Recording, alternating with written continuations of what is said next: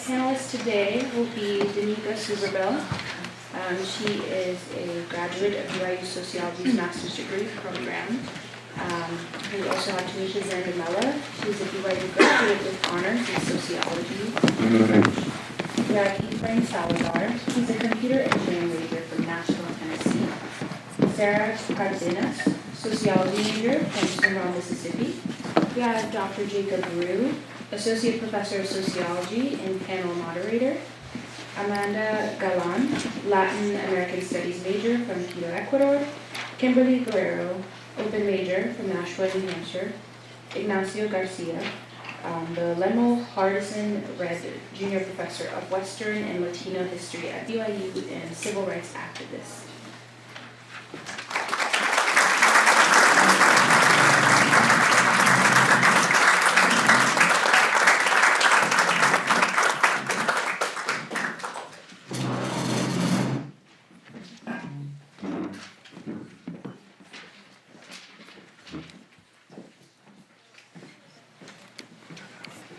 Can everybody hear me? No. Is that on? No, I didn't bring my reader, so I can see nothing. Try one more time. That's on. It should work now. Oh, can everybody hear me? Great. So I'm Daneka Souberbielle, and it is a delight to be back on BYU's campus. It's been a long time since I've been here, and I forgot that we get to pray before we start meetings like this, so that was a nice little reminder. A little bit about me.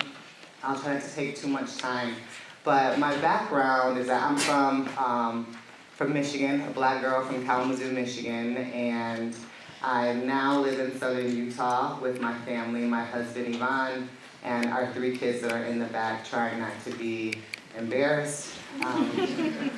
And we, for the last 15 years, have been in Utah.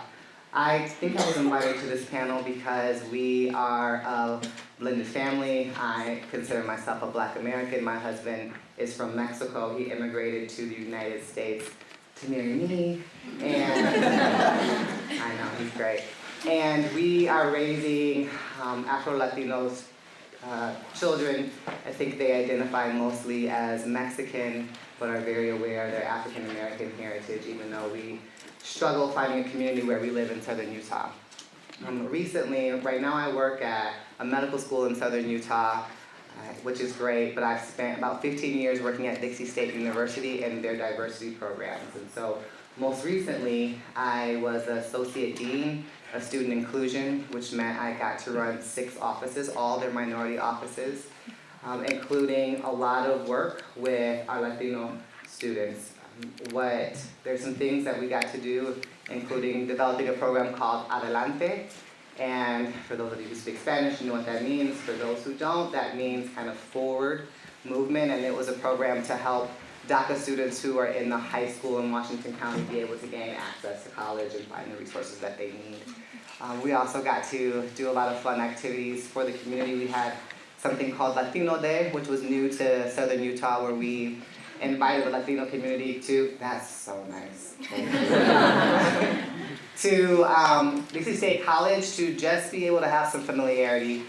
Too often there is just an invisible barrier between the Latino community and all the resources that are available in southern Utah and too many places across the country. And so one of the things in my office we were able to do is to develop those kind of community programs to really be able to start making important relationships for the Latino community. And you'll hear me probably talk about the Latino community mostly because that's the community in which I live right now. If you've ever been to southern Utah, there's about 15 Black people there, and 5 of them are in my family. So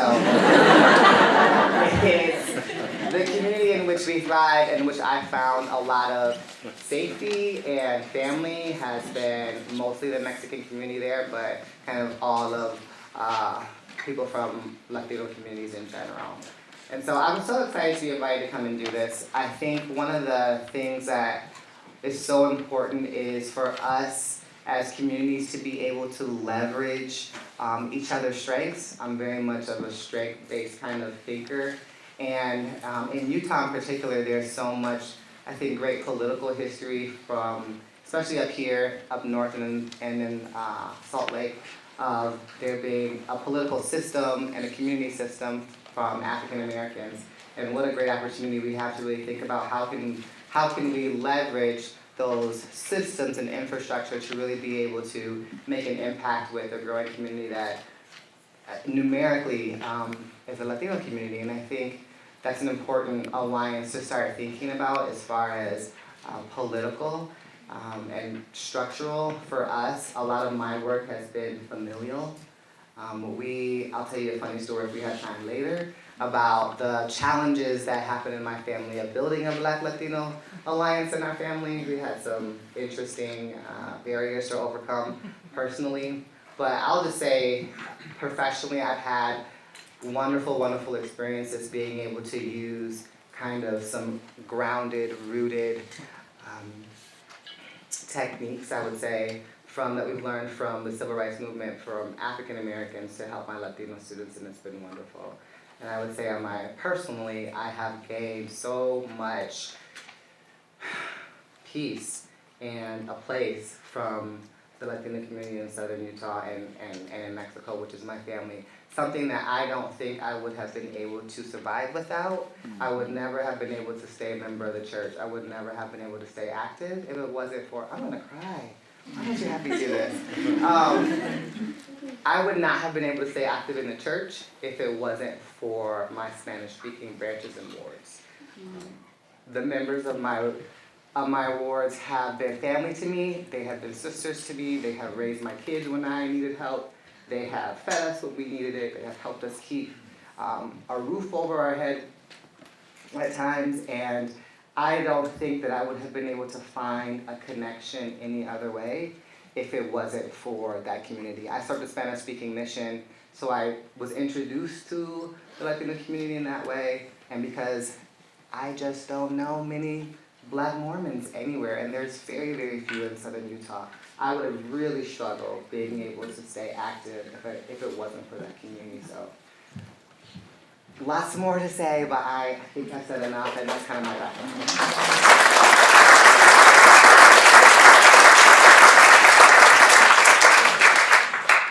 Okay, I'll be very brief. You can read my bio here, so I won't repeat that for you. But my name is Daneka Souberbielle. I graduated from BYU with a bachelor's in sociology and in French in 2018. I'm very happy to be back here. I also forgot about the prayer thing too, so I was sort of surprised. So I was asked to be here because when I was at BYU in 2017, I founded the BYU Women of Color Club. It was a very long time coming. It was an idea that I had brought up and a need that I had seen many years prior. And I was told very kindly, but firmly by a few people who worked at BYU at the time, that it was just not going to be possible. It was just not going to be something that could be sustainable here, and that the administration would not support it. But in 2017, it happened, so obviously to some extent that wasn't true. And I got to see a lot of people working together from very different backgrounds to come together and have discussions. It honestly was one of the reasons that I could even be at BYU for my last year. I had a very difficult time in 2017 and 2018. And coming to these meetings and having these connections with people from very different backgrounds, very different experiences, with other women who also faced some challenges at BYU and wanted to network and wanted to talk was incredible. So I'm very excited to be here. Thank you.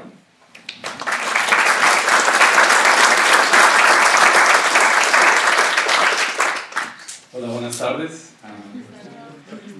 Me llamo Efraín Salazar. Some of you might know me as Ephraim.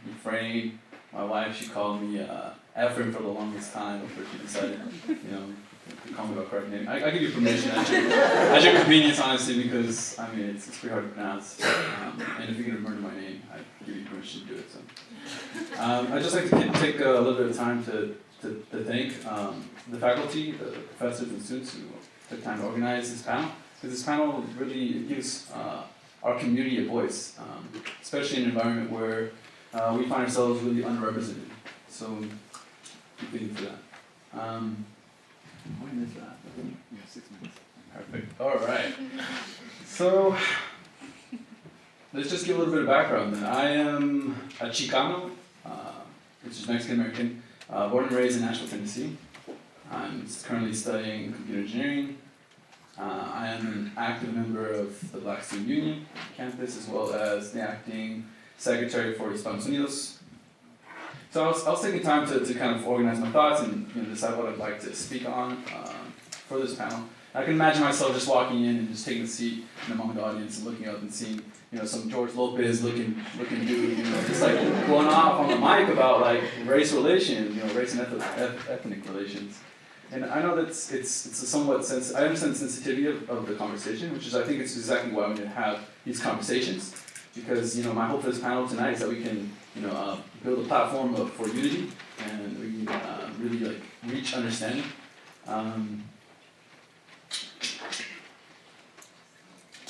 So this is interesting because tonight I will speak from my own perspective. Latinos are the most diverse community on the entire earth.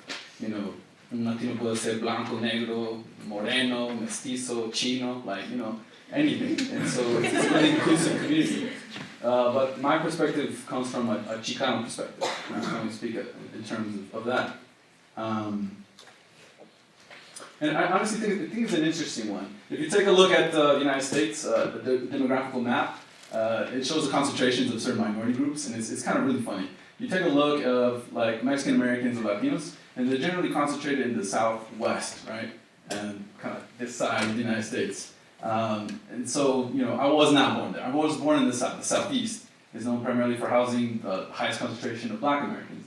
And I was taking a look at this map. It was really funny. I was like, wow, I see a commonality here. I guess both our communities don't care much for the cold, right? We're really concentrated in the South. And so I was like, wow, I'm building connections already. The reality is, I grew up in the South, the urban South, which houses a high concentration of Black Americans, African Americans. And I had a really good exposure to the African community because in the South the culture and influence is very strong there. And so I would go attend my high school. I graduated from Martin Luther King Magnet. It's renowned for its a very high performing academic school with a very significantly large African American student population. And my first high school that I attended was 90% African American. And so I've those experiences growing up have really kind of helped my formulation, my social and political formulation later on. And so just a couple more things. I think my perspective might be a little unique in that I guess my main point is as professors or historians can tell that Latino community and African American community historically the relationship has been kind of strained at times, and at other times we have really good relations where either the civil rights movement or the Chicano civil rights movement they've helped build momentum off each other. And it's not a baseless thing that I'm saying. I have my own experience. In fact, I'm married to a black, wonderful, beautiful black lady, and the struggles of interracial marriage is very apparent. And so this is the type of thing that I bring to the table, is this understanding of that at times these communities can seem to antagonize each other with differing values and cultures. But the reality of the situation is we face common struggles as minorities in the United States. And I hope we get to talk about some of these common struggles because they really help to unite us. My main point is that Latinos, we can be so many things. We are filled with contradictions. As a Chicano, Mexican American is inherently a contradiction. We speak Spanglish. We like chile con dulce, right? We love our Chilean sweets. And we just have so many contradictions. But that's what makes these contradictions make complements, right? They complement each other. And so I hope that we're able to not only be as inclusive as we are within our own ethnicity, but towards other ethnicities as well. You don't fight, hatred with hatred. You don't fight fire with fire. You fight, this disadvantage, discrimination with solidarity, and that's really what I'm here to promote tonight.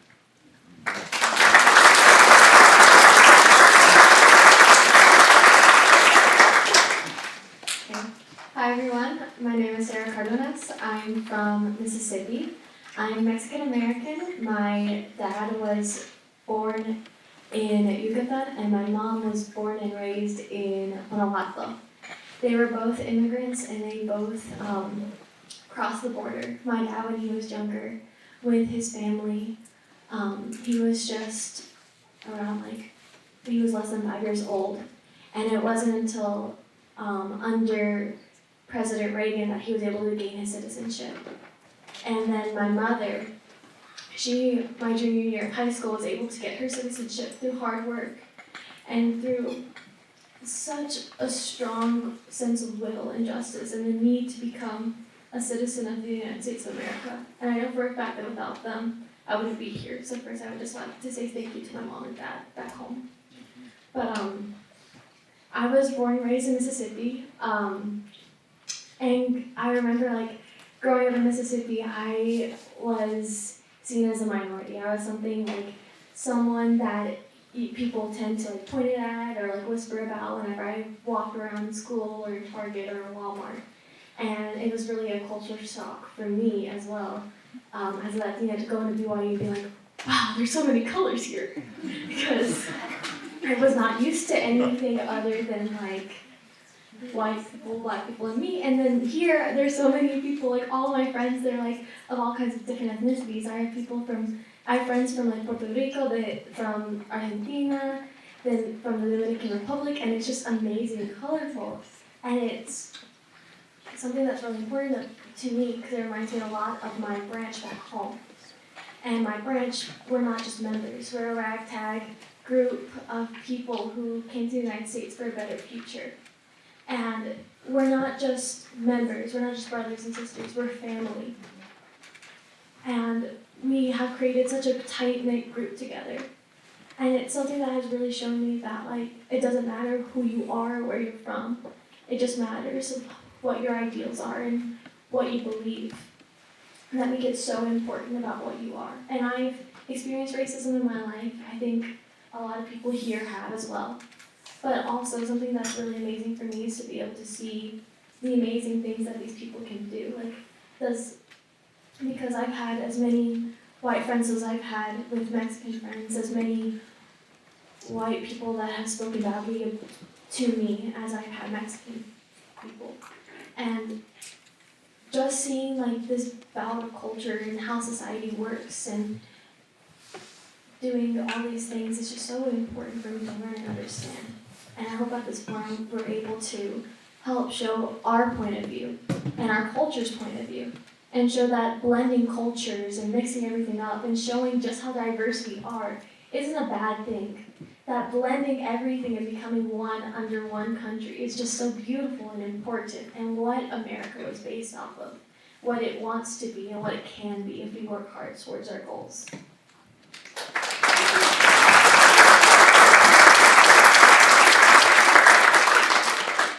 Now, Sarah, can we ask you about the school immigration story in our conversation? All right, we'll do that. We have 2 seats right up here. We've got another seat over there. Thank you, Jane, for sitting on that seat, because the flyers do not need a seat. We got a seat back there. We got a seat where the flyers are. The flyers do not need a seat. Please, young lady, take that seat there. So we got 5 extra seats for sure. We're so glad to see the great turnout. So I'm going to, again, take my 6 minutes. I've timed this out. It's less than 6-7 minutes. Then Amanda will go. I'm going to keep it there. It's my time. And then we'll hear from Kimberly and Dr. Garcia. And then we'll go into conversation one with another. We're going to just let that flow. We know Sarah's got to share a story, but other people have stories to share. Daneka, you had something you were going to share, right, as well? So we will go into that portion after the next 4 of us are here, and I'm really glad nobody walked out right when it was my turn. That's happened when you're teaching before, right? Sharina knows too. All right, so what does Black-Latino Alliance mean in 2020? Is it the integration of Black and Mexicans in South Los Angeles that honors Dr. King and Cesar Chavez at its City Hall, and the integration that produced a mixed-race people who proudly self-proclaim to be Black-skinned? Is it unity in Christian faith that links Black American Reverend William Barber to Latino American clergy and Central American refugees at the U.S.-Mexico border? Is it the partnership of 2 first-generation college graduates and 2 of my best friends as an undergraduate at BYU, Carl Mitchell a black man from Arkansas, and his wife Griselda, a second-generation Salvadoran American from Los Angeles. Or Daneka and her husband, or countless other partnerships here, Ephraim and his wife. Is it the coalition of the Mississippi Immigrants' Rights Alliance and the state's legislative Black Caucus that has stopped, listen to this, over 300 anti-immigrant bills in Mississippi, making Mississippi the only state in the Deep South without any anti-immigrant enforceable legislation? A region where Juan Crow laws rip apart families and terrorize Latino communities. Is it the strategy of Los Angeles Mayor Tom Bradley? And the older people in the room know who Tom Bradley was. Chicago Mayor Harold Washington, who may be the last black mayor of Chicago until the one that we've seen recently now, Lori Lightfoot. Barack Obama in 2008, and Stacey Abrams in 2018. Black leaders who could not have been and will not be elected without the support of Latino voters and white and Asian American and Native American and mixed race voters too. Is it the team spirit of my track and cross country teams and teammates, all of whom were black or Puerto Rican, everybody else except me, who not only worked together to win, but welcomed me as a white boy, as an equal and as a friend and as somebody who could run fast enough? We did win that relay. Or perhaps Black-Latino Alliance is a strategy of black lawyers in the NAACP that Dr. David James Gonzalez has enlightened us about in 1954 in the famous Brown v. Board Supreme Court ruling. Lawyers who have been in contact with Mexican American and Jewish American lawyers who won the nation's first, if largely forgotten, school court case on school integration, the 1947 Mendez v. Westminster decision that desegregated California schools and changed my father's life forever. Is it the solidarity and linked fate of an entire black community in Winston-Salem, North Carolina, that organized hundreds of people to halt the unjust deportation of a Latino pastor, and the solidarity in return of Latino immigrants who became American because black Americans taught them what it truly means to be American? Is it the civil disobedience of a black faculty member at Harvard University who lay down on the road and was arrested to protect the rights of undocumented students and students with DACA?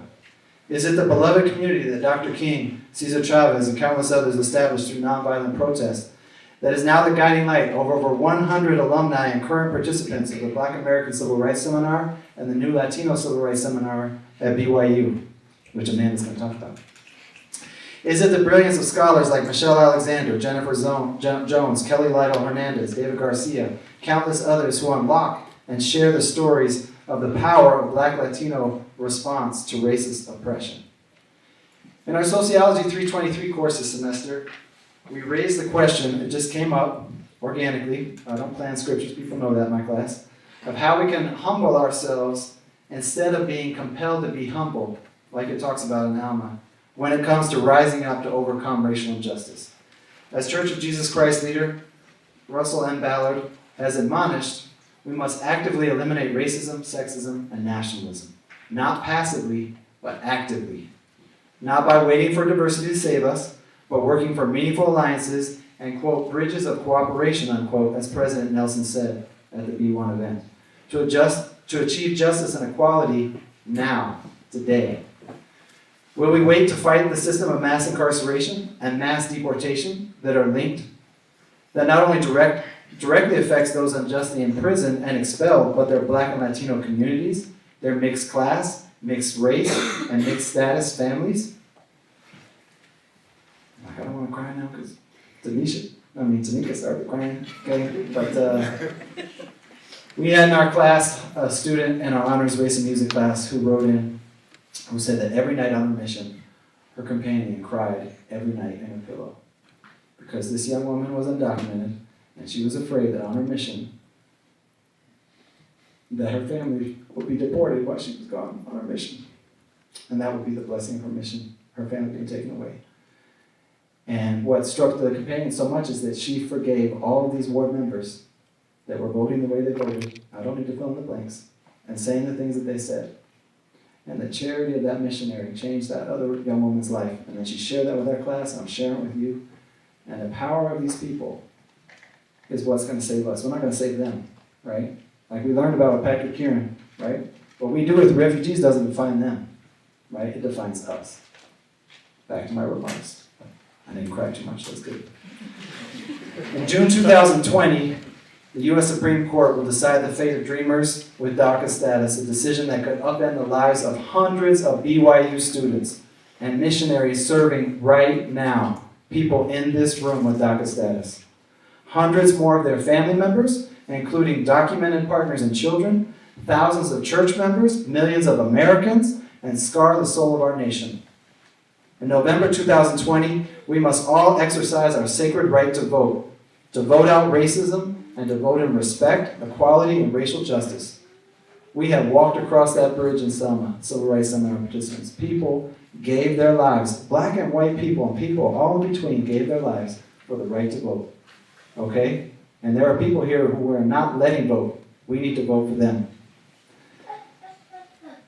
I'm going off now, I need to stop. I've only got a page left, don't worry. If you are not registered, get registered. If you cannot vote, help someone else register to vote. There are young people in Texas who can't vote, and they all register 100 people each. Okay?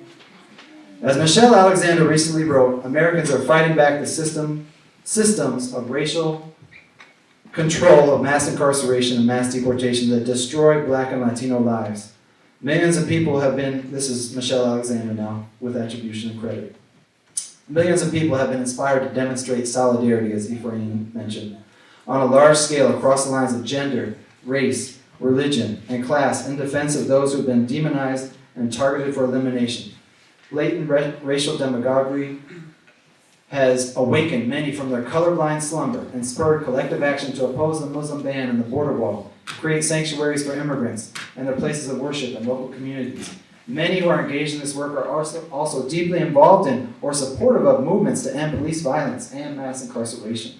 Growing numbers of people are beginning to see how the politics of white supremacy have resurfaced again and again, leading to the creation and maintenance of new systems of racial and social control. A politics of deep solidarity is beginning to emerge, the only form of politics that holds any hope for our collective liberation. Ultimately, in conclusion, Black-Latino Alliances teach us that we cannot wait for justice. We cannot wait for equality. We cannot wait for white people in power to save us, of both parties, okay? We cannot wait for white people to have just enough decency and tolerance. We cannot wait to let racism simply fade away. We must overcome, as the spiritual song says. Interracial alliances reveal the fierce urgency of now, that Black and Latino Americans cannot wait, and neither should any of us. We are in a state of emergency, a crisis in our nation, as King T'Challa declared in Black Panther, and things that are part of popular culture, even though they're fiction. White supremacy is a fiction, right? We can understand this. In times of crisis, the wise build bridges, while the foolish build barriers. And I still think President Nelson saw that movie that helped inspire his country. So let us join the many good Samaritans, Black and Latino leaders of deep and abiding Christian faith. Reverend William Barber, Julian Castro, we met her mom. Oh my goodness, 50 years in the movement. The gospel spurred her to action. She has never been as excited as she has been in 50 years to see so many people registering and voting as today. Stacey Abrams, countless other ordinary people who are not famous. Black Latino Alliances may be the best hope to salvage our American experiment and multiracial democracy and becoming a Zion society built on true solidarity and hopefully one day liberty and justice for all.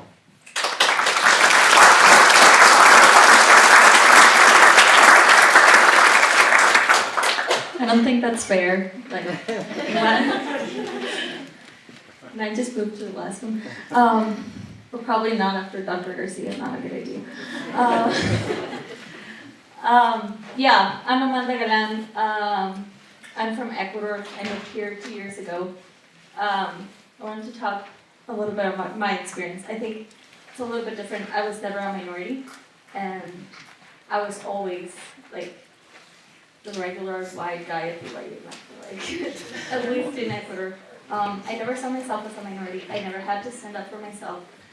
I never had to deal with a lot of the things that minorities deal with at BYU. And then I moved to the US and I thought it was all gonna be okay, and then apparently I'm a minority.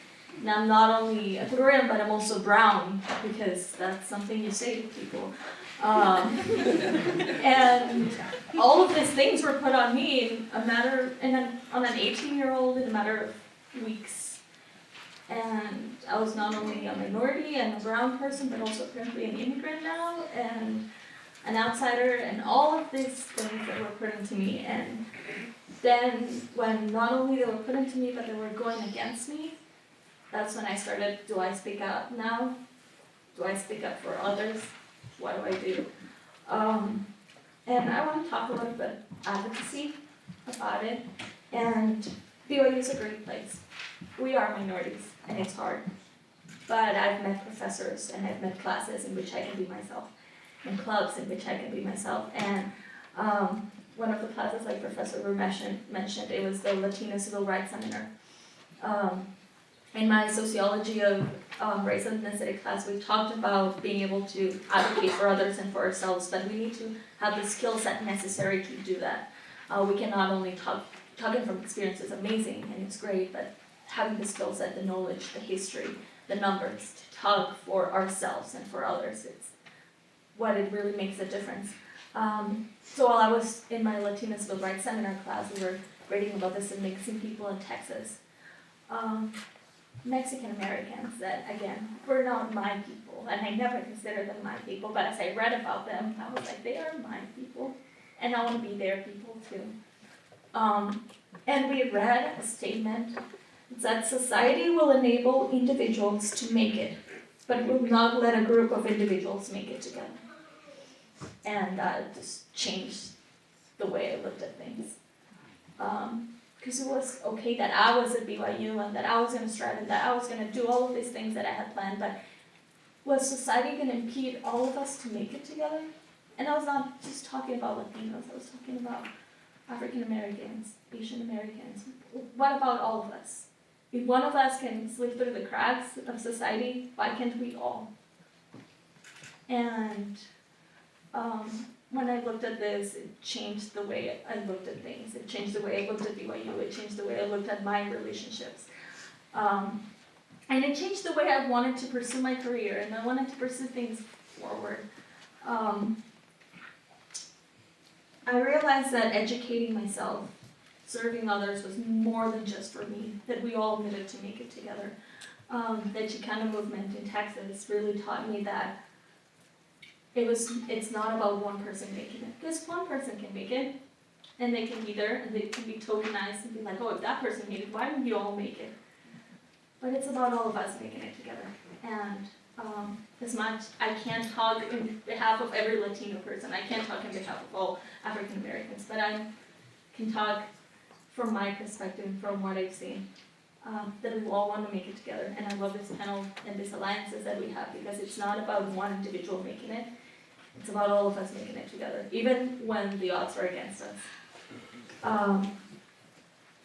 And maybe just to finish, when we went to Texas, as part of the Civil Rights Seminar, we went to a statue of Cesar Chavez, and it says, and we went to a mural of him, and it had a quote that said, "The truest act of courage, the strongest act of humanity is to sacrifice ourselves for others in a totally nonviolent struggle for justice." And I read of this amazing Latino civil rights activist, and it reminded me of Martin Luther King, and it reminded me of Christ. And at the end of the day, advocating for ourselves and advocating for others that don't have a voice or are not given voices, it's a Christ-like activity. And if we're at BYU, and if we're striving to become like Christ, advocating for ourselves and for what we know is right, and advocating for others, and building alliances with others that are not at the same advantage, it's a Christ-like activity. And I'm really privileged to be here and to be sharing these words and to know and to have this knowledge.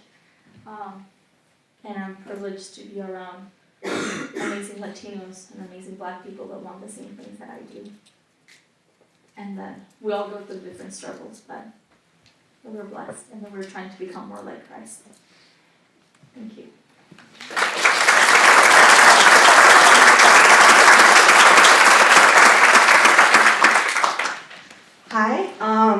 I'm Kimberly Guerrero Campas, and I was born in Massachusetts, and I grew up in Nashville, New Hampshire. Most of you guys, it's not a place you just go to.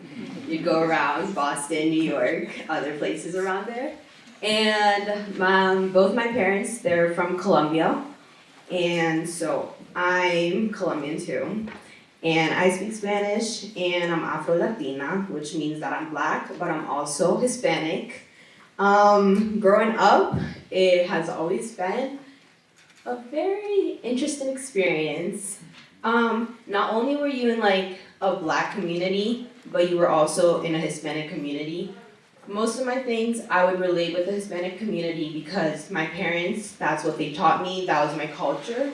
And that's what I grew up with, speaking the language and just connecting with all other people, Colombians, Mexicans, Salvadorians, Ecuadorians, and everything. But like when you went to school and everything, your experience as a Black Hispanic was that when people looked at you, they would immediately put you in a box. They assumed that because you were Black, you were just from Africa.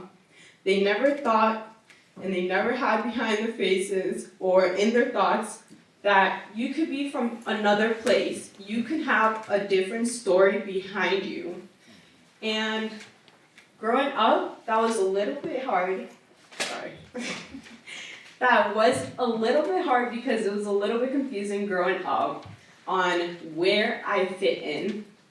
I was Hispanic, but I didn't know because I had Black people tell me that I was not Black because I was Hispanic. And I had Hispanics telling me that I wasn't Black because I was Hispanic.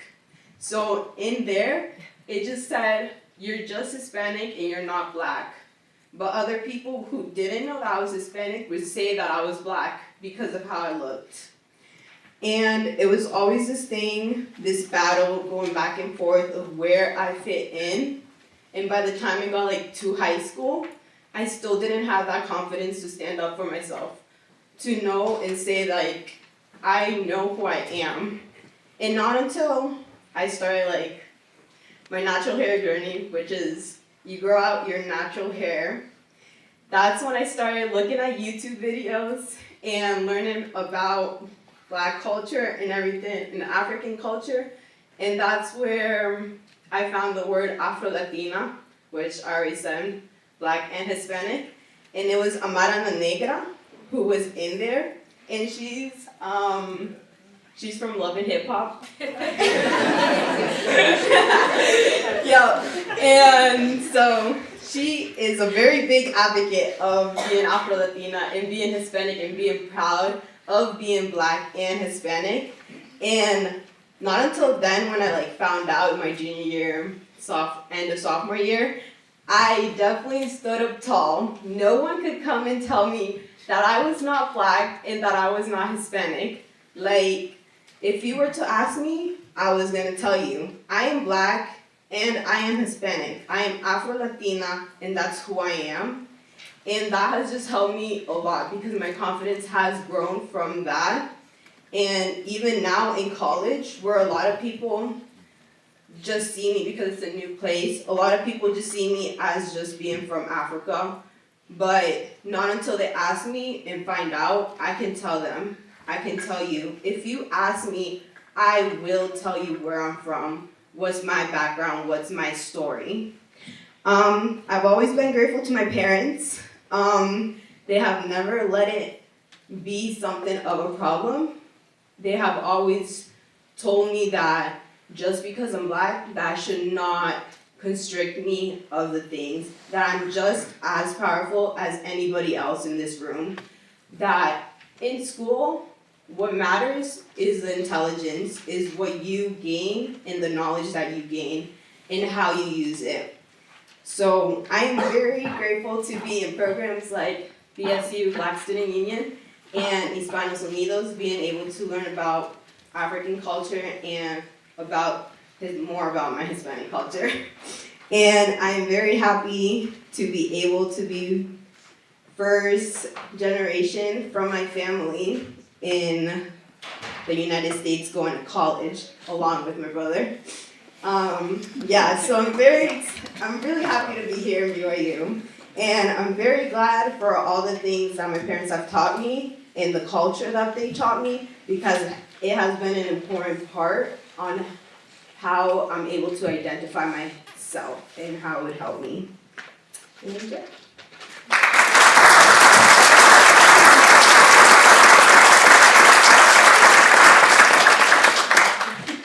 When I was asked to come and speak, I really wasn't told what to say or what to do until just a few minutes after that.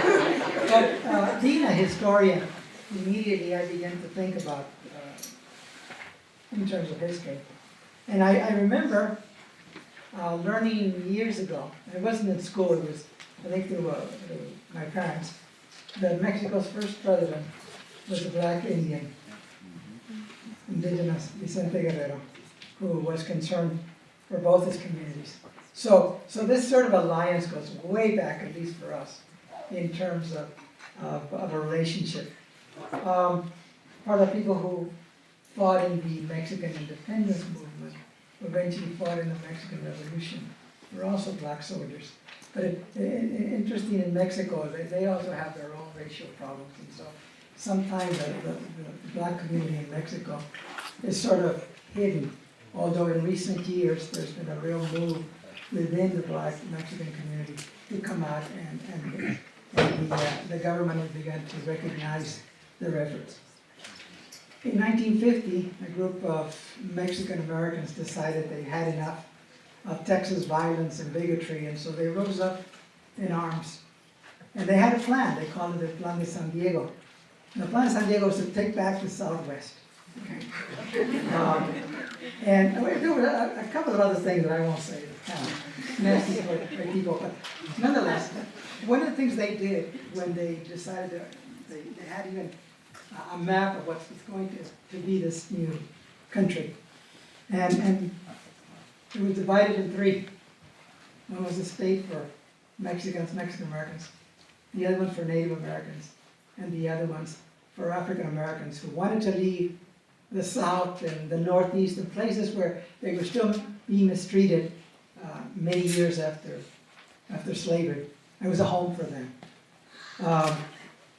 When Mendez versus Westminster, a very important case that was mentioned, and Professor James Gonzalez will correct me if I'm wrong, but when that was being litigated, the NAACP lawyers were very concerned because they realized that if one group could break through, that it meant the possibility that others.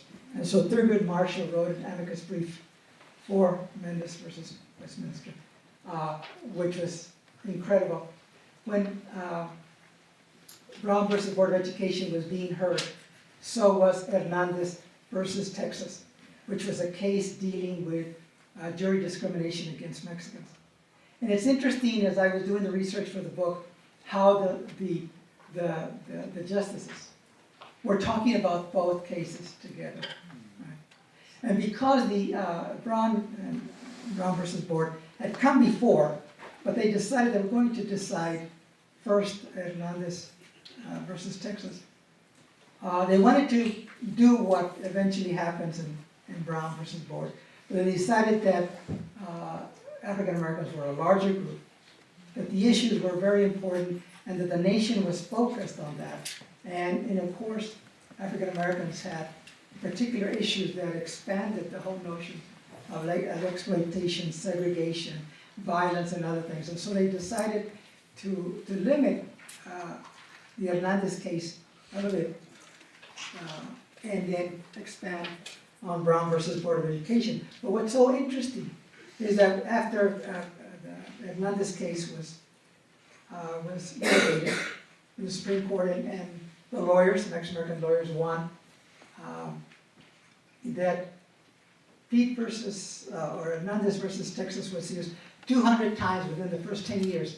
90% of that was by black lawyers in the South using that to battle jury discrimination in the South. Right. One of the great intellectuals of Mexican Americans, George Sanchez got his training working with the NAACP.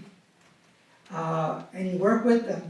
And then he wrote a very interesting article in which he said, you know, we're part white. That's what they consider us as Mexican Americans.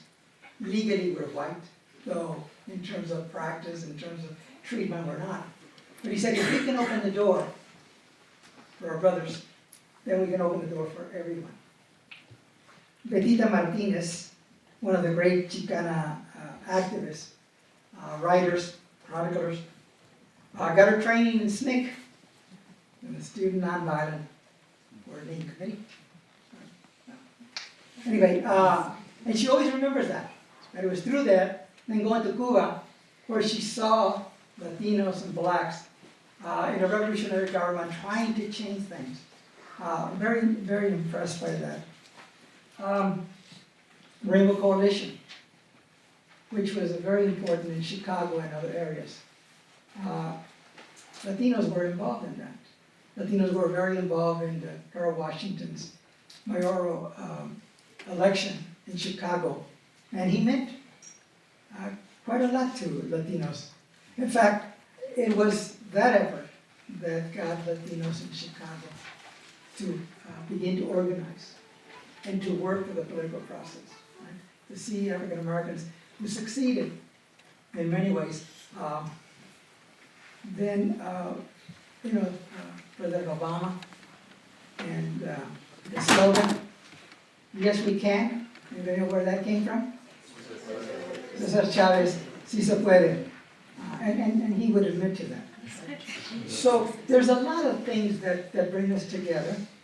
As the growth of Black Latinos, Afro-Latinos, Caribbean coming, is changing many of the dynamics in terms of Latino politics and Latino agendas. Because now we are confronted because Latinos struggled a lot, still do in Latin America, with the whole notion of race. Right? We were created under foundations, very racist foundations, because it wasn't only the British who were racist, but the Spaniards were quite racist themselves. And so Latinos have had to relearn their own history. They've had to recognize that at one time there were more black slaves and black individuals in Latin America than there were in the United States. That at one time Mexico had more slaves, or people of color, because slavery was ended quite early over there, or earlier than here. And so they are now having to go through that, and which makes them more sensitive, not only to black Mexicans, but to Native Americans. Because in a sense, once we start becoming, this is what George Sanchez was saying, once we start becoming sensitive to one group, we can take that sensitivity and expand it to many other groups. I remember when I was a young student activist in college, we were running in this group of candidates to run for city council. Most of us students, right? The audacity of being a student. And we were going to go into this community, a very divided, polarized community. And we knew we couldn't win without the black community. Unfortunately, there was a black politician who was running with the white coalition, which of course created incredible problems for all of us, for him and for us. But the interesting thing about this was, as we were doing this, framing the campaign, the platform, and we talked about this. This is something we want to represent this community. And we were asked. I remember walking into this bar. It was the black side of town. And I walked in, and a lot of Latinos didn't go into this place. And of course, we were going to go everywhere we could get votes. So, I don't know if you've ever been into a black bar. Probably very similar to a Latino bar. But they don't always take two strangers walking in. Right? And somebody asked me, well, why do you come over here? Why do you think that you represent us? It was a very interesting question, And as I thought back as to when we were sitting down, writing the platforms and looking at the city and where the sewers, where the streets, where all these kinds of services that were missing, no one ever said, even though I said it right now, no one ever said, let's just go out and offer the black community this so they'll vote for us. It simply was, we both confront the same problems. They do it in the east side, we do it in the west side. And so when we speak about housing, segregation, unemployment, we are talking about the same issues. Now, there's no doubt that African Americans and Latinos do have differences. We have big differences. And sometimes we clash over them. Because one of the realities in American society is that there's a slice of pie, the American pie, that's been cut already.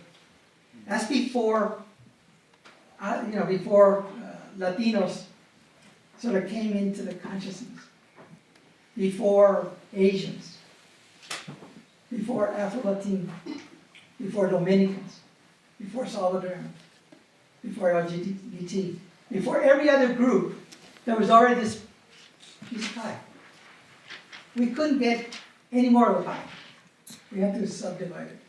And for a time, we were silly enough to fight over the slice of pie. Silly. And we were, where there was 3/4 of the pie was over there, and we were fighting over this piece of pie, right, of the American dream. I think we've gotten smarter. And I think there were people a long time ago, during the civil rights movement and before, and now, who are saying we've got to fight for the whole pie. Not take over the pie, but be part of the whole thing, and not just. Because otherwise, we'll always be fighting with each other because we need a slice of American society, a slice of American civil rights, a slice of American economic prosperity. So I think, and I love this whole gathering. I hope that we can continue to work together because there are, if you look at our history, people who have been doing that almost 100 years ago. So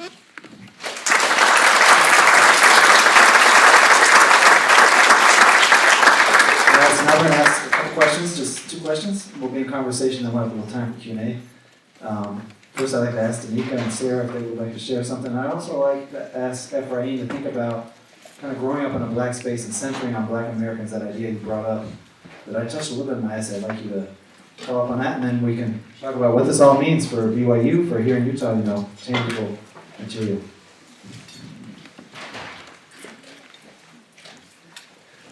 So the story that Dr. asked me to talk about is a very personal story that occurred to me while I was in Mississippi.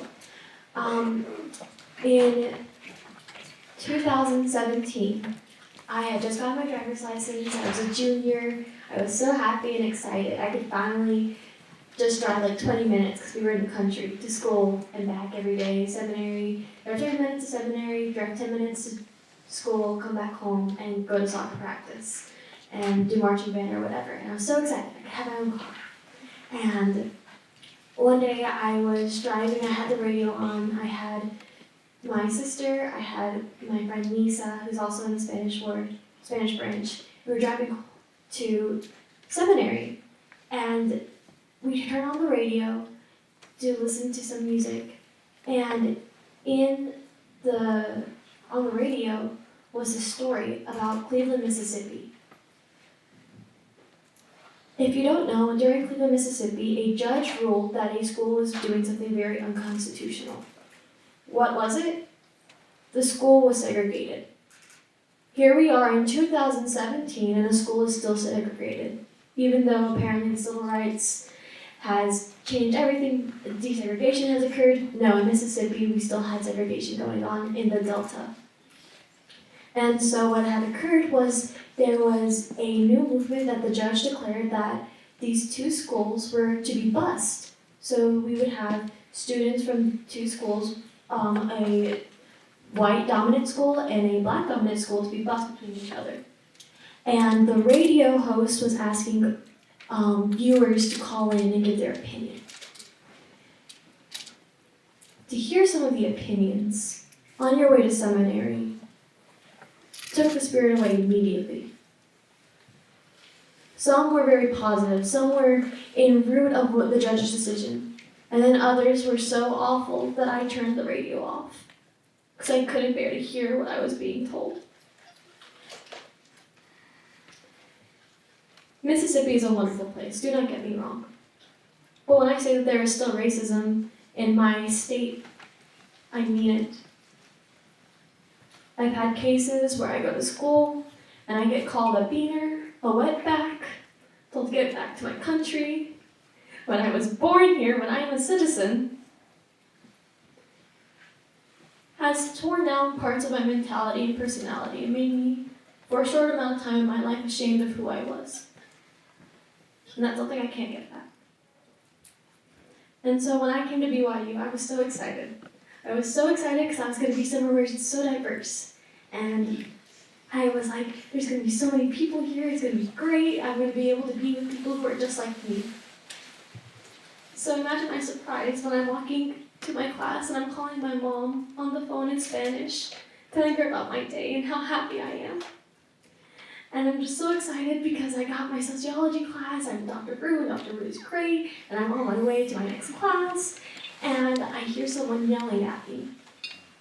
So I tell my mom that I'm going to call her back, and I turn around, I'm confused. I think maybe I dropped something, maybe I accidentally bumped into this person, or maybe it's someone that I knew that I didn't say hello to. Turn around, and this person is running up. It's a young man from BYU. I could tell he was a student, he had a backpack on. And he's yelling at me. And he's telling me to go back to my country, that we don't speak Spanish here. I'm being told all these things on campus. And so I'm in shock because, at least in Mississippi, they just give you looks. They don't really tell it to you in your face. And here I'm being told bluntly in front of me that I need to go back to my country when my country is here. And so I just simply looked at this man and I said, I'm an American, I'm a citizen, and I said some choice words I shouldn't have. What can I say? I was mad!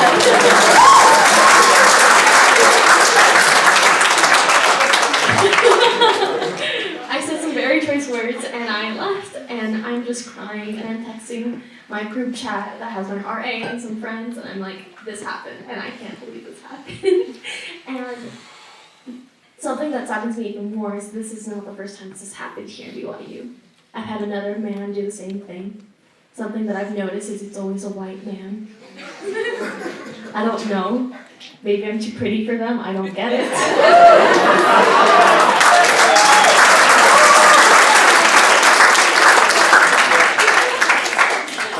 That's what I'm going to say at least. But that's something that's always appeared in my life. This racism aspect has always been something that made me be careful about who I am. Now I'm proud to say I am the daughter of immigrants. That is a part of my history that I will never get rid of, nor do I want to get rid of. I'm proud of watching my mother, day after day, night after night, studying, asking us questions in Spanish and English, learning things that I don't know, and I know that many students here at BYU could never remember. Trying to learn questions and answers from a test that has not been changed since the early 90s. Here in America, we learn many things. We learn about how this is a country of freedom, of prosperity, that anyone can have the American dream. But if we don't change how we are and how we do things, if we aren't willing to change our views and understand that we are all people, that race is a concept that is outdated, we cannot change how we are in the future. And if we can't change how we are in the future, what does that say when they read about us in the past? What will our children say when they read about us in the textbooks and see that we weren't any different than those that lived 100 years before us?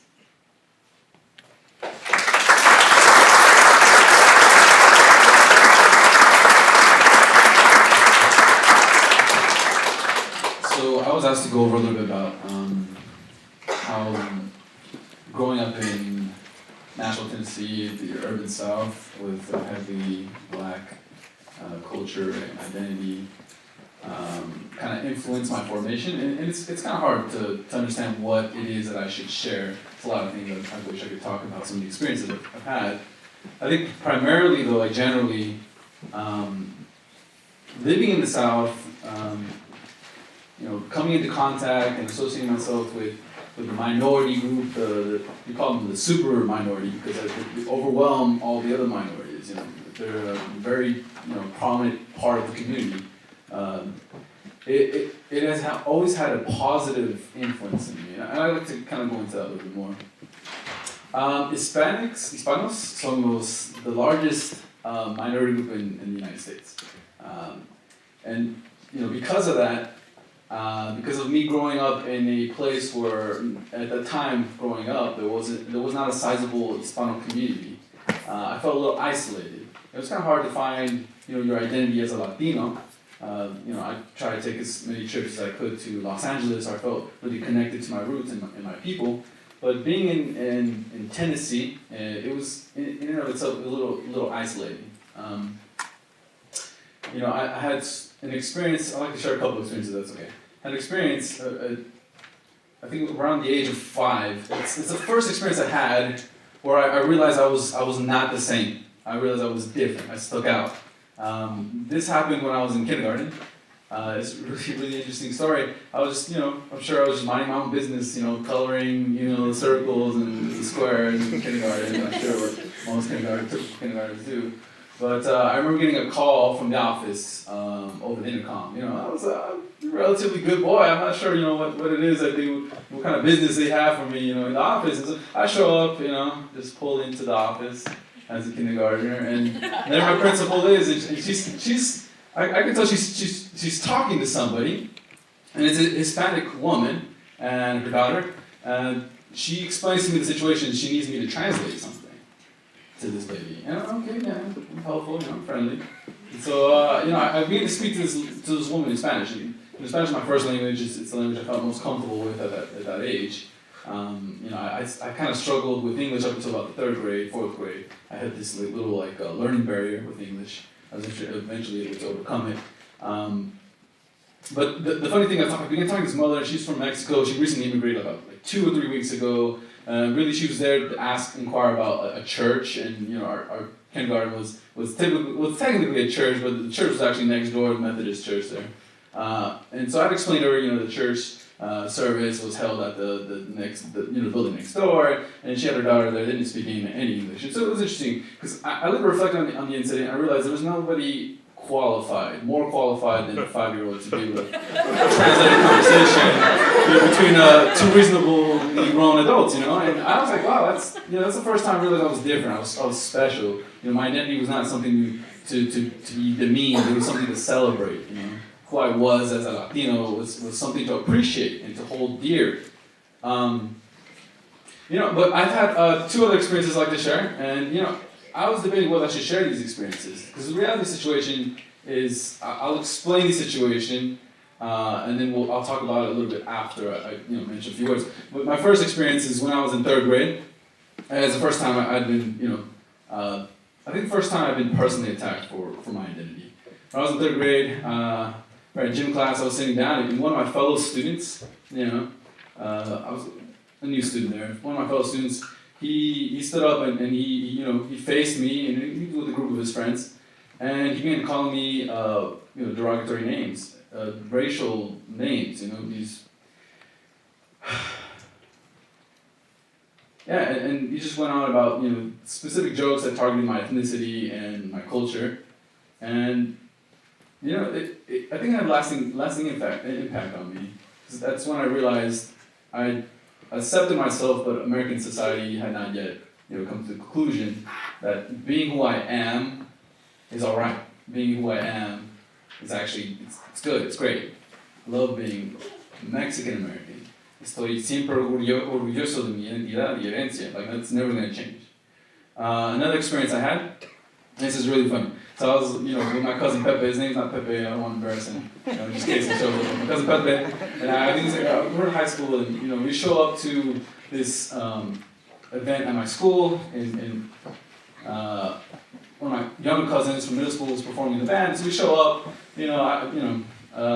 interesting because I had a confrontation with the principal there. New principal, but he showed up and he talked to us, and he asked us to leave. Just out of the blue, he just asked us to leave. We asked him, why? He says, "You're making me uncomfortable." And I understand, I was, wanting to explain to him, like, sorry, we left, like, the cartel money, the lowriders, and like, the chains, like, at home. Like, I didn't, want to explain that to him, that you weren't here causing any trouble, but it was because of who we identified as being Mexican-American that made him uneasy. And, I had a confrontation, he was starting to call the cops on us, and, it was a huge ordeal. Also had, like, a very significant impact on me. But, later, I reflect on these incidents, and I recognize that the Black community has always provided a safe space for me to express who I am. Not only that, because I've gained encouragement, I've gained inspiration from learning about the civil rights movement as a child. I had a really great professor. He was also, Mr. Down was one of, oh my goodness, his assignments are crazy, but he was one of my best teachers, right? And he was Black. And one of the things I appreciated is not being able to feel always connected to my identity as Mexican American, because we didn't learn about the Chicano civil rights movement or anything about those things that pertain to my culture in school or amongst my classmates. I learned more than anything about being African American history. I was able to later apply that when I was finally able to identify myself in a group such as university here with Estados Unidos. And to reflect on the experiences I shared, something that I neglected to mention is both individuals, my fellow student, and the principal, they were both Black. And so it was interesting, they were perpetuating these discriminatory behaviors onto the absolute minority, which was me as a Hispanic. And it's always had a profound impact on me, but I've chosen to respond to all the positive things I've experienced with the Black community. And that's led me to be an ally as best I can. It's gone pretty well for me. I'm married to a beautiful woman. And I appreciate cultures of every background, every ethnicity. And that's really my experience and how it's kind of shaped my social political formation. All right, so we'll get Daneka and Tanisha before we come out.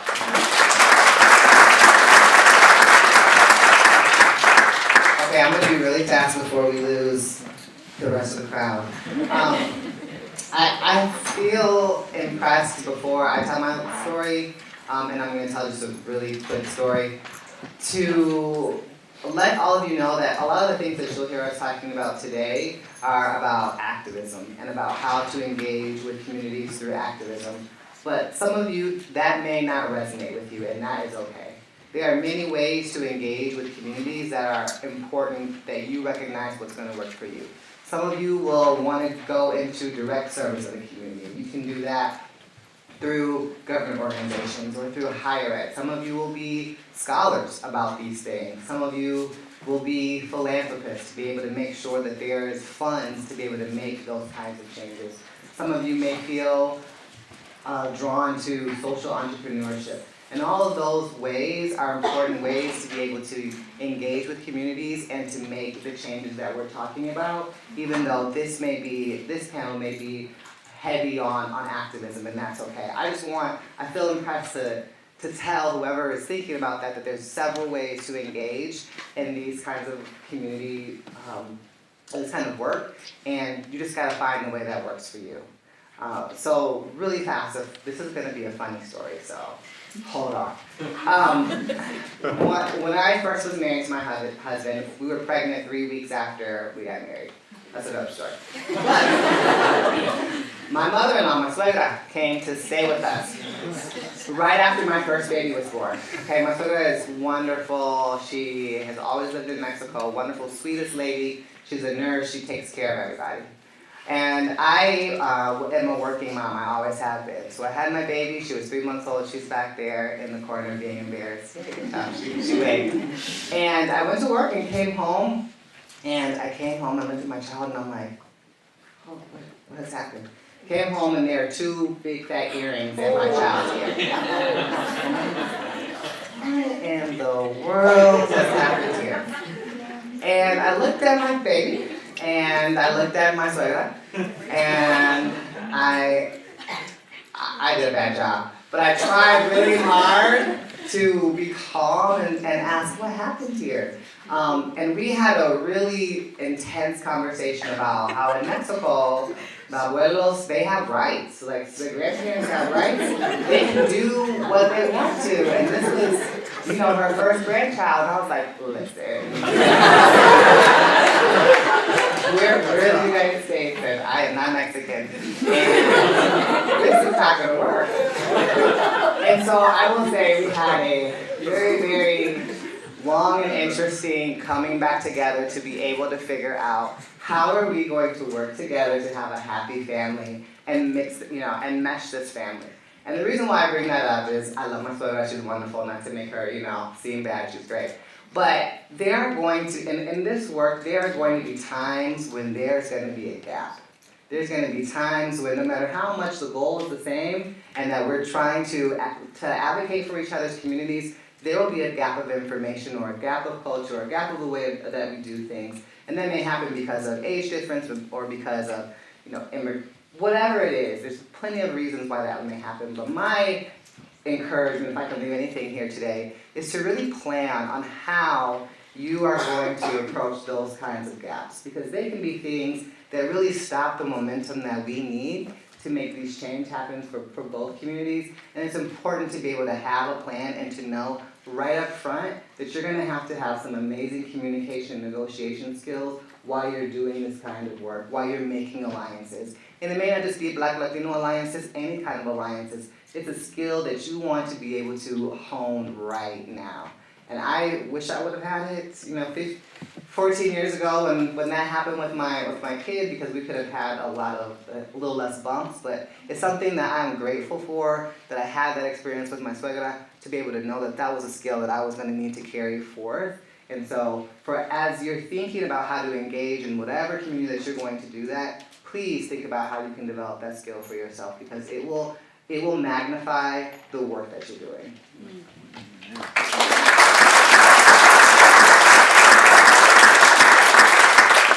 Okay, I'm going to echo a lot of that. I also want to really emphasize what was just mentioned, which is if you don't know what the pathways of public service and civic engagement are, they're developed by Stanford's Haas Center. They're incredible, and I think they provide, just like was mentioned, a really, really good way to find what are my skills, what am I interested in. If you're not interested in activism, that's okay. There are lots of different ways that you can get involved. Mine personally, I would say, is policy and governance. That's something that I personally really enjoy.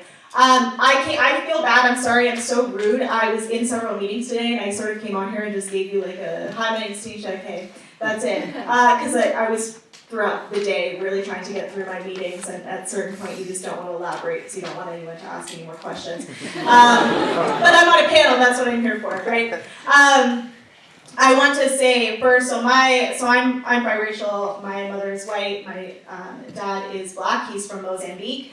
Which is a country in southern Africa. Usually people are like, don't tell me I already know. Some of you don't, and that's okay.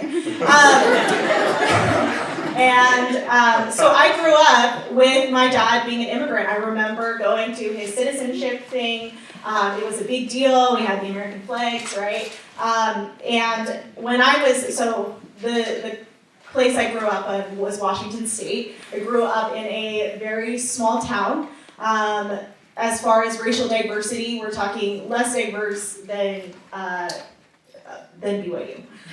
So not diverse, right? And I was very used to being sort of someone who stood out. I remember actually when we had 2 black people who came to my school, and I was like, oh my gosh, that's absolutely wild. And then they left, and it was just like, that was it. So my best friend, her parents had immigrated from Mexico. And we were, in high school, very good friends and sort of had similar experiences as far as understanding what it's like to be the child of an immigrant. And that's a whole other thing, right? We had similar pressures. We had a lot of other friends who sometimes would encourage us to do things. And both of us knew that there's no way, right? I remember doing something in high school that wasn't even that bad, and both of our parents sort of got together and they said we did not come to this country so that you guys could stay out this late. So for me, that's been a big part of my experience, and I've had really great, for me, I've seen what it means to be stronger together, to be connected with Latinos, especially when I was living in Provo. So quick story, I ran for office when I was in Provo as a student. It was a lot. It was very stressful. The reason that I did it is because we had someone who was the incumbent in a city council seat was running unopposed, and no one wanted to challenge him. So I decided to. And my district was District 5, which I don't know if you're super familiar with Provo politics. District 5 is the most low-income district in Provo, and it was mostly Latinos. That was a large population of who we knocked doors with. And while I was running for office, there was a huge thing where there were a bunch of LDS white supremacists who didn't necessarily live here that began a coordinated attack, which started as an online thing and then escalated to the point where they called the Honor Code Office. So it was a big thing, and their thing was, we don't want her to win in Provo because she's black. That's it.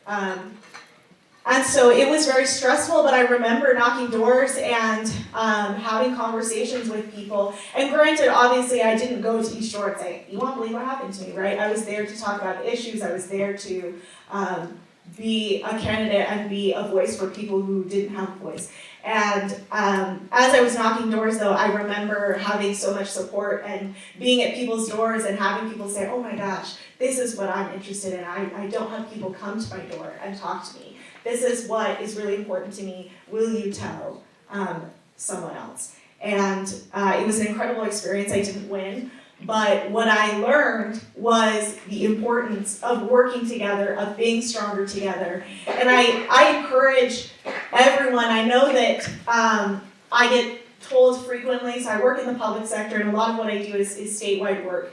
And community engagement specifically. And I get told often, and I remember this at BYU, people saying, I'm leaving as soon as I finish BYU. That's funny, I said the same thing too, and I'm still here. I would not have wanted to run for office. If someone had told me at 17 when I started at BYU, you're gonna run for office, I would have absolutely died, absolutely not. But I did because I care about Utah, I care about the communities that I live in. And so I encourage you to get out there, whether or not you're running for office, to support. There are black candidates throughout Utah that run. There are Latino candidates that run. We have state representatives that are Latino, and we have state representatives that are black. And sometimes I hear that they're sort of like, it's just like all white people.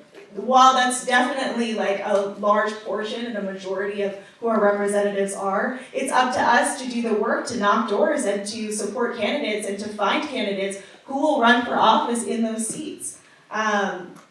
And so I just encourage you to not only be involved in your community here at BYU, but also be involved in your community in Utah as well. Because I promise you that your voices are so needed, and I will be there to support you. And so thank you so much. I'm so honored to be here today, so thank you.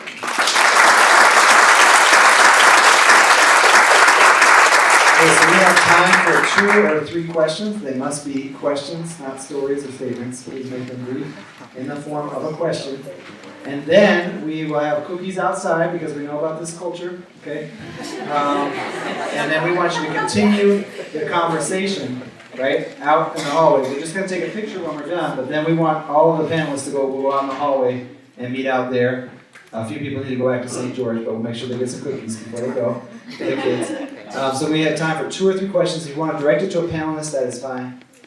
And I'm certainly not going to be the one doing the answering, so I'm going to pass the microphone.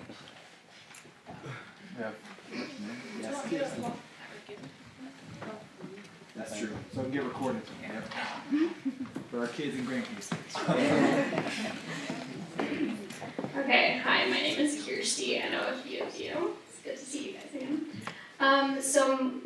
A question I had is, what experiences have you had with colorism, either in the Latino community or being Black and then interacting with the Latino community? That's a good question.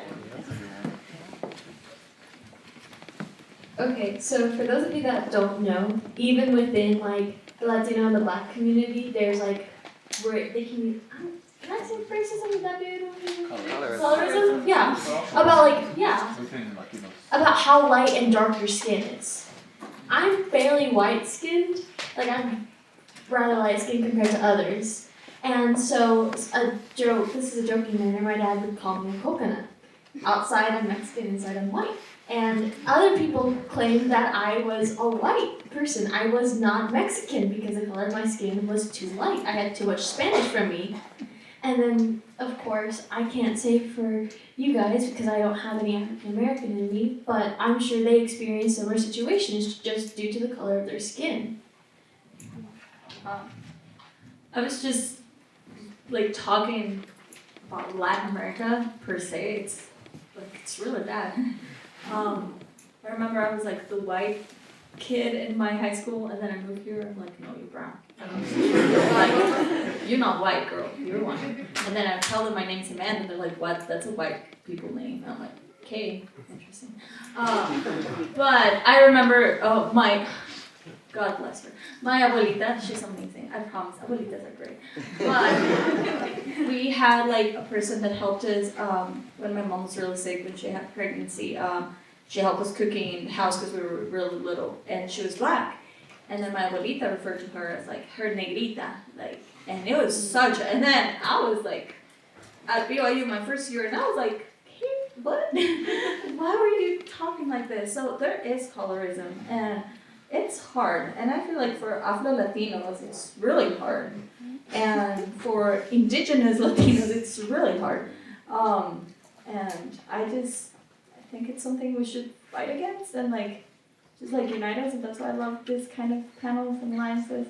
But sorry, I don't hate my abuelita, she's great, I promise.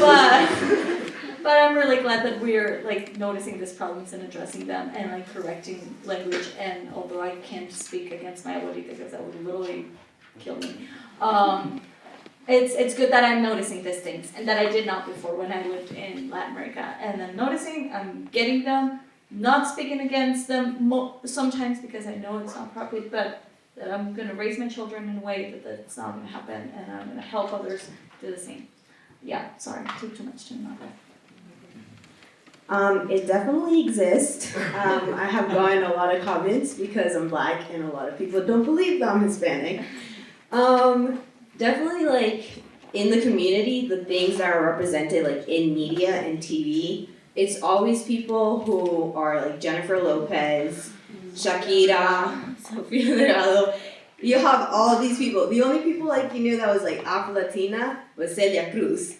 And that was about it. And then you'd have, it's like so hard to believe because when you're talking with people and they find out that you're Hispanic and stuff, the first thing that they tell you is like, are you Dominican? And it's like, no, I am not Dominican, actually.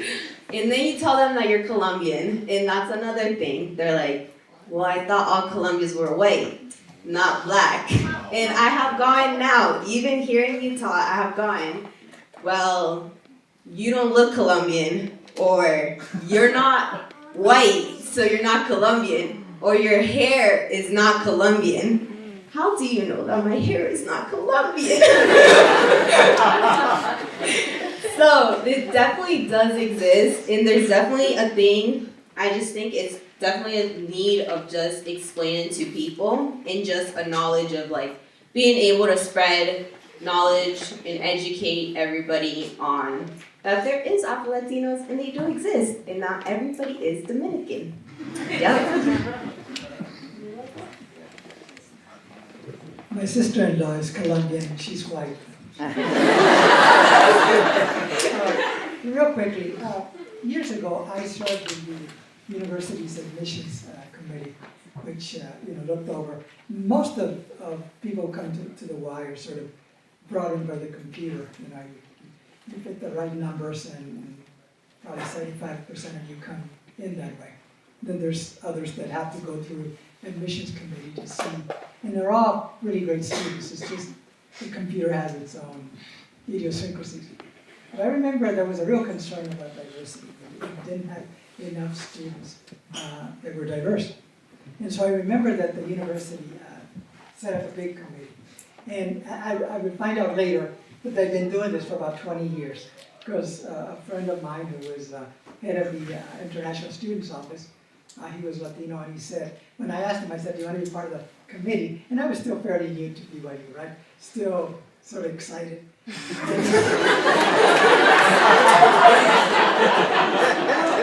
about it. Anyway, he pointed to his cabinet, his file cabinet, and said, I've got 18 reports on diversity here. You can choose any one of them, and you don't even have to meet. Well, we decided to meet, right? And I remember, when you get into these committees, you really get excited, right? You start coming up with these pie-in-the-sky gimmicks about how we were going to diversify BYU. And there was this gentleman, a really nice, soft-spoken gentleman. And as we were, really getting into it, he said,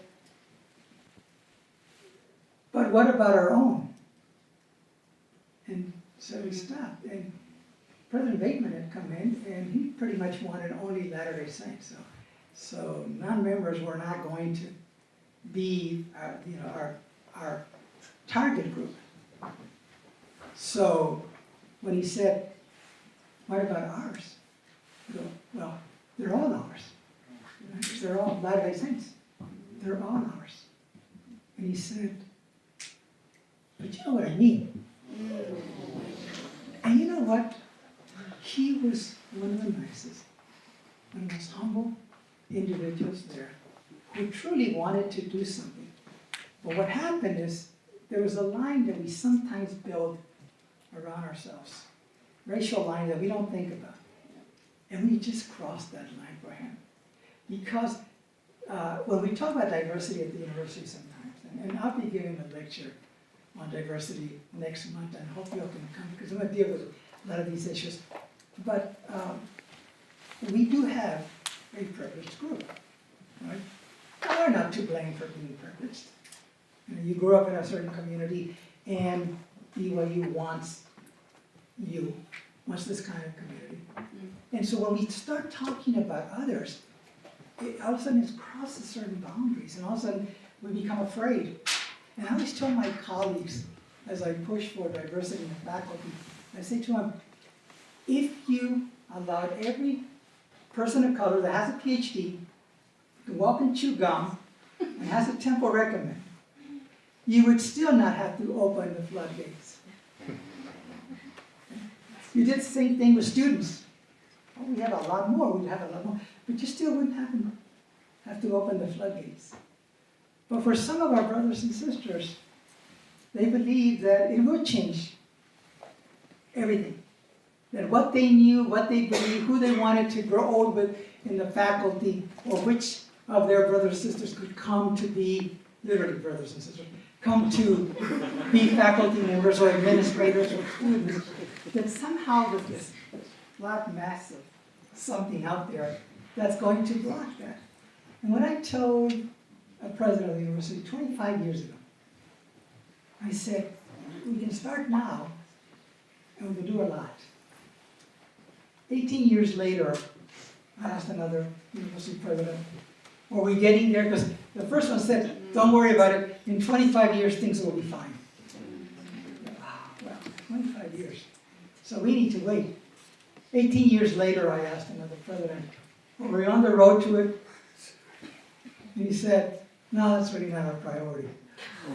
So I waited 18 years with the hope, the prophecy, only to be told that it wasn't a priority. But you know what? We all have to learn.